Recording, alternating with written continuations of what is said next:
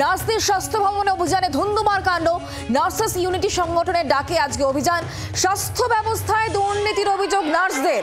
করুণাময়ী থেকে স্বাস্থ্য ভবন পর্যন্ত মিছিল। স্বাস্থ্য ভবনের সামনে মিছিল পুলিশের তরফ থেকে আটকে দেওয়া হয়। যে ছবি এই মুহূর্তে আপনারা দেখতে পাচ্ছেন, করুণাময়ী থেকে স্বাস্থ্য ভবন পর্যন্ত মিছিলের ডাক দেওয়া হয়েছে, তবে স্বাস্থ্য ভবনের সামনে পুলিশের তরফ থেকে এই মিছিল আটকে দেওয়া হয়েছে। স্বাস্থ্য ব্যবস্থায় দুর্নীতির অভিযোগ তুলছেন নার্সরা।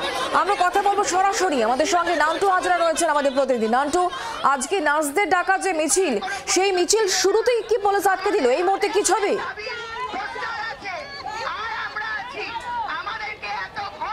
দেখো, তোমাকে জানিয়ে রাখি, নার্সেস ইউনিটির তরফ থেকে করুণাময়ী থেকে এই মিছিল শুরু করা হয় এবং করুণাময়ী থেকে স্বাস্থ্য ভবন পর্যন্ত তাদের এই মিছিল করে আসার কথা রয়েছে।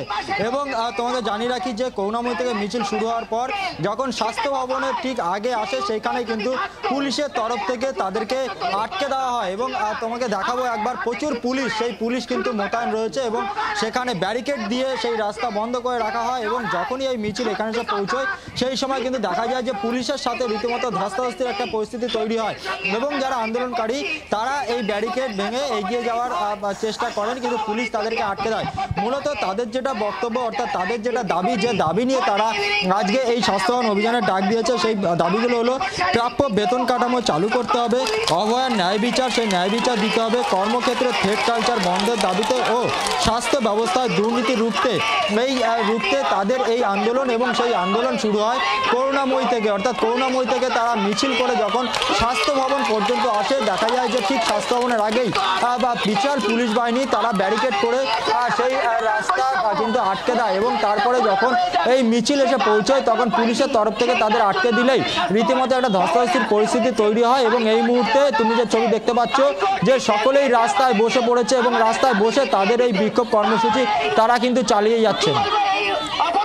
এই মুহূর্তে তাহলে তারা স্বাস্থ্য ভবনের সামনে যেহেতু তারা বসে রয়েছেন, কি পরিকল্পনা তাদের? কতক্ষণ তারা এখানে থাকবেন? নান্টু, কেন দিচ্ছে না তার কারণ ওই লক্ষ্মীর ভান্ডার চাও আমার কাছে। দেখো, যেটা জানা যাচ্ছে যে তাদের এই নার্সেস ইউনিটির তরফ থেকে একটি প্রতিনিধি দল তারা স্বাস্থ্য ভবনে যাবে এবং স্বাস্থ্য ভবনে গিয়ে তারা তাদের ডেপুটেশন জমা দেবে, এমনটাই এখনো পর্যন্ত কথা রয়েছে। তবে যারা আন্দোলনকারী তাদের যেটা দাবি ছিল, তারা স্বাস্থ্য ভবন পর্যন্ত তারা এই মিছিল নিয়ে যাবে, কিন্তু দেখা গেল যে তার আগেই তাদেরকে কিন্তু আটকে দেওয়া হলো। এবং আমি একবার জিজ্ঞাসা করে নেবো, এখানে যে একজন রয়েছে আন্দোলনকারী, তার সাথে কথা বলবো আমরা, যে আজকে আপনাদের দিদিভাই, আজকে আপনাদের যে স্বাস্থ্য ভবন যাওয়ার কথা ছিল, এই মুহূর্তে তো পুলিশ আটকে দিয়েছে। এই নির্লজ্জ প্রশাসন এই ভীত সন্ত্রস্ত হয়ে অন্যায় করছে বলে এই মেরুদণ্ডহীন পুলিশকে এখানে দাঁড় করিয়েছে। কিন্তু আমরা মেরুদণ্ডহীন নই, আমরা অসভ্য নই, আমরা এইখানেই বসবো যতক্ষণ না ডেপুটেশন দিতে পারবো। ডেপুটেশন দেওয়া হলে তারপরে কি ওনাদের উত্তর কি হয়, সেই অনুযায়ী ভদ্রভাবে আমরা আমাদের আন্দোলনের পথ ঠিক করবো। আর যদি না হয় এর থেকে জোরদার আন্দোলন হবে, সেটাও আলোচনা করে। দেখো, একেবারেই ডেপুটেশন দিতে যাওয়া হবে এবং তারপরে বেরিয়ে এসে তাদের যে বক্তব্য তারা এখানে জানাবেন এবং তারপরে পরবর্তী কর্মসূচি তারা ঠিক করবেন। এবং যদি সদুত্তর না পাওয়া যায়, তাহলে কিন্তু তারা এখানে এইভাবেই বসে থাকবেন, এমনটাই কিন্তু এই আন্দোলনকারীদের তরফ থেকে জানানো হচ্ছে। এবং এই মুহূর্তে রাস্তায় বসে পড়ে তারা কিন্তু এই বিক্ষোভ তারা কিন্তু চালিয়ে যাচ্ছে। কি খবর রয়েছে নান্টু, তুমি যেহেতু রয়েছো সেখানে, পুলিশ কি কোনো রকম ভাবে ডেপুটেশন নিতে পারে? এখনো পর্যন্ত কি বোঝা যাচ্ছে? যেহেতু তারা বলছেন ডেপুটেশন না দিয়ে তারা এখান থেকে যাবেন না।